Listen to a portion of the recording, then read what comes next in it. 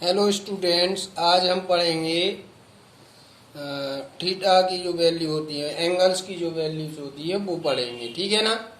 सबसे पहले तो कौन कौन सी वैल्यूज होंगी? 0, 30, 45, 60, 90, है ना, एंगल ए के लिए। ठीक। और जो आपके ट्रिग्नोमेट्रिक नेम है रेशियो के, sine A, cos A, tan A, cosec A, sec A और कॉट ए, इनको व्यवस्थित लिख देंगे क्रम से। ए आपको लिखना है 0, 30, 45, 60, 90 और sine A, cos A, tan A, cosec A, sec A, cot A. ठीक है। अब आपको कुछ एक ए और एक ए याद रखना है आपको। ठीक है ना। कौन कौन सी? ए वाली और ए वाली याद रखना है। ठीक है ना। और बाकी आपको कुछ चीज़ों से बन जाएगी, उनकी ट्रिक से बन जाएगा। जैसे साइन ए का याद रखना है आपको 0, 1/2, 1/√2, √3/2 और 1। मतलब साइन 0 का वैल्यू है 0, साइन 30 का वैल्यू है 1/2, साइन 45 का वैल्यू 1/√2, साइन 60 का है √3/2 और साइन 90 का है 1। ठीक है। तो साइन की जो वैल्यू है उनको उल्टे तरीके से जमा दो तो कॉस की आ जाएगी। देखो जो 90 की है वो देखो आगे आ गई, फिर देखो √3/2 वो आ गया, है ना।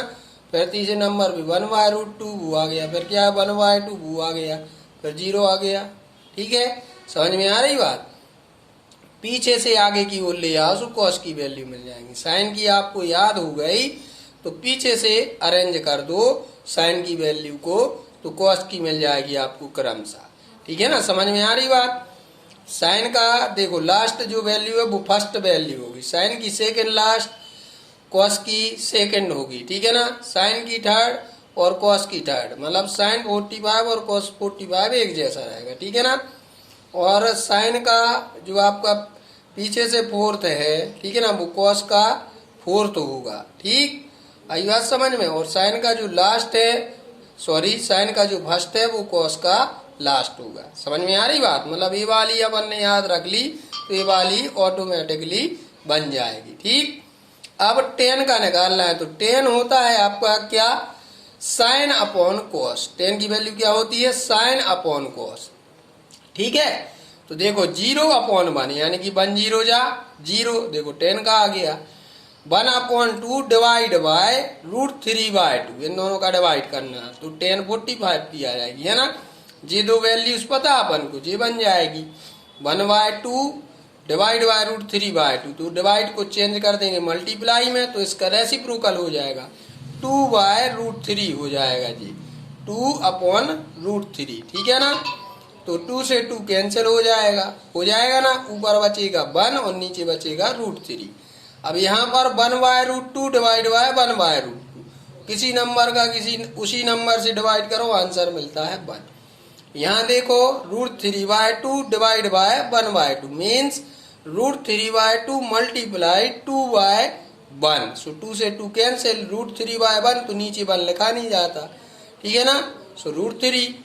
अब यहाँ पर हो रहा 1/0 तो 0 का टेबल बढ़ा नहीं जाता है ना, इसलिए नॉट डिफाइंड। ओके, समझ में आई बात? अब देखो इन दो को छोड़ के पहले कॉट की चर्चा करते हैं। 10 का उल्टा होगा कॉट, है ना। समझ में आई बात? कि जो आपका देखो सबसे पहले उसका लास्ट क्या था? नॉट डिफाइंड, तो इसका फर्स्ट हो गया 0 नॉट डिफाइंड। ठीक है ना। फिर √3 था तो देखो इधर √3, फिर ये आपका 45 में उसका 1 था तो 45 दोनों के एक जैसे होते, ये भी 1 होगा। ठीक है ना। 10 30 1/√3 था तो कॉट का क्या हो गया? कॉट 60 1/√3। ठीक है ना। 10 0 0 था तो कॉट 90 क्या होगा? 0। समझ में आई बात? 10 का उल्टा कर दो, उल्टी पीछे से लेके अरेंज कर दो तो कॉट की आ जाती है। ठीक है ना। और साइन को पीछे से अरेंज कर दो तो कॉस की आ जाती है, और साइन और कॉस का डिवाइड करके 10 का आ जाता है। ठीक है। अब देखो पहले मैंने बोला था साइन का आपको याद रखना है। ठीक है ना। तो उससे कॉस का बन जाएगा और दोनों का डिवाइड करके 10 का बन जाएगा, और 10 का उल्टा अरेंज कर दो तो कॉट का बन जाएगा। अब कोसेक का आपको ध्यान रखना है। काय का ध्यान रखना है? कोसेक का।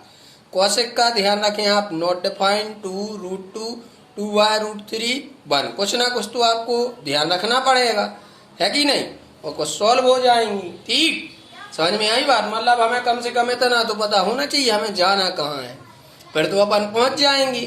ठीक है ना, कम से कम सिटी का नेम पता हो।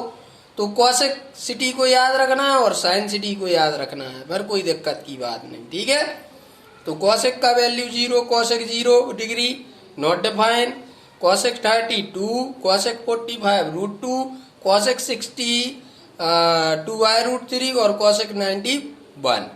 अब इसको उल्टे अरेंज कर दो तो सेक का हो जाता है। देखो 1 है तो देखो जी 1 आ गया, फिर क्या है पीछे उसके 2/√3, तो देखो जी 2/√3 आ गया, फिर √2 मतलब कॉसेक और सेक 45 का एक जैसा। ठीक है ना, फिर क्या था 2, तो देखो 2 आ गया, फिर क्या था नॉट डिफाइन, तो नॉट डिफाइन आ गया।